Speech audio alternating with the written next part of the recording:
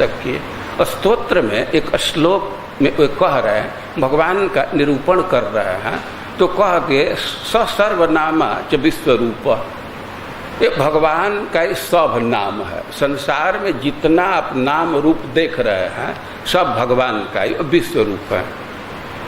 तब कोई कह सकता है कि तब तो कोई किसी भी स्त्री का भजन कर रहा है, स्त्री की सेवा कर रहा है, या किसी के बच्चे की सेवा करे, अपने बच्चे की सेवा कर रहा है, तो भगवान की भक्ति कर रहा है ना। ये कह रहे हैं कि सर्वनामा सच विश्वरूप, तो भगवान का ही सब नाम है। तो अपने पत्नी का नाम बोल रहा है, बच्चे का नाम बोल रहा है, तो भगवान की भक्ति हो जाएगी। तो अब कह रहे हैं कि ना ना, इस भ्रम में नहीं रहना चाहिए। तो इस श्लोक में कह रहे हैं यनयन निरुक्तम वचसा, अरे अपने वाणी से जो भी शब्द आप बोलिए, कोई भी शब्द डिक्शनरी से लीजिए, या धिया निरूपितम, या अपने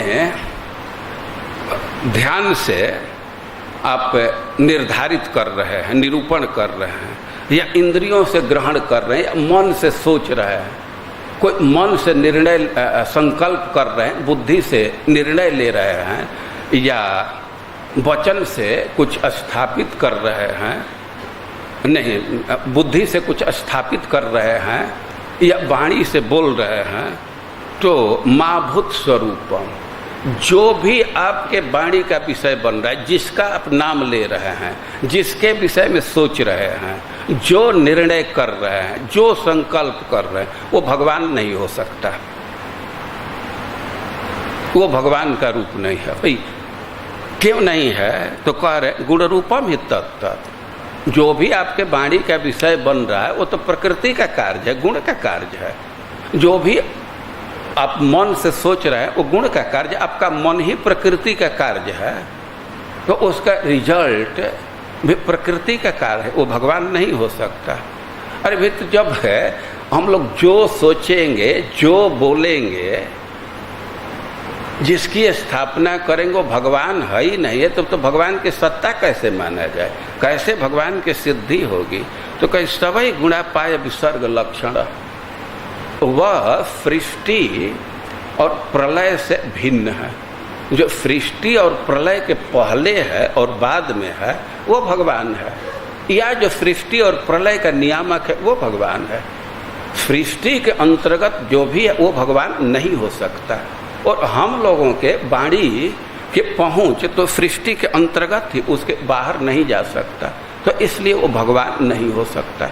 और इस विषय पर श्रील प्रभुपाद जी लिखते हैं कि लोग कल्पना करते हैं कि दरिद्र नारायण, अरे दरिद्र भी तो प्रकृति का कार्य है, वो नारायण कैसे हो सकता है?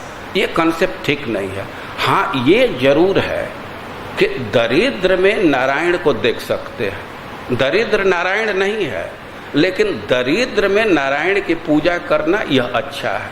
जो भी आवश्यकता मंद है और उसके कुछ आवश्यकता को पूरा करते हैं तो भगवान की वो आराधना है, वो यज्ञ इत्यादि से कहीं अधिक भगवान प्रसन्न होते हैं। तो दरिद्र नारायण यह ठीक नहीं, दरिद्र में नारायण को देखना यह ठीक है। अच्छा एक और प्रश्न होगा कि जब हम कुछ भी बोलते हैं तो भगवान का नाम होगा ही, भगवान होंगे ही नहीं, तो फिर सलाह क्यों दिया जाता है जप करो, अध्ययन करो, पाठ करो? हम लोग तो कोई शब्द ही बोलेंगे ना। सिद्धांत यह समझना चाहिए कि अपने इंद्रियों से हम जो बोल रहे हैं वो माया का कार्य है, लेकिन हम भगवान का नाम बोलना चाहते हैं, हमारी इच्छा होती है, तो हमारी इंद्रियां पकड़ नहीं सकते, लेकिन भगवान कृपा करके खुद ही स्फुरित हो जाते हैं। यही सिद्धांत दिया गया है।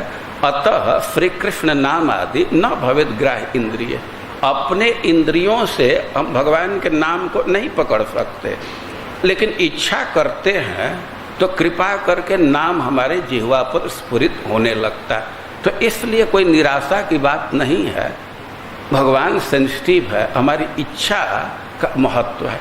हम इच्छा करते हैं तो भगवान हमारे इंद्रियों पर आ जाते हैं। इसी से सलाह दिया गया है कि तस्मात् भारत हे परीक्षित, सब प्रकार से भगवान ही श्रोतव्य हैं, उन्हीं को सुनना चाहिए, वही कीर्तितव्य हैं, वही स्मर्तव्य हैं, उन्हीं का श्रवण कीर्तन करना चाहिए। जब हम इच्छा करते हैं तो दिव्य गुण शास्त्रों से हमारे कान तक आते हैं, उनका दिव्य रूप कृपा करके हमारे मन में उतार देते हैं।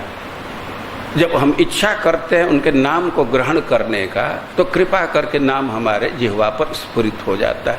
लेकिन अभिमान नहीं रखना चाहिए कि हम अपने बल से ये सब कर रहे हैं, ये भगवान की कृपा से होता है।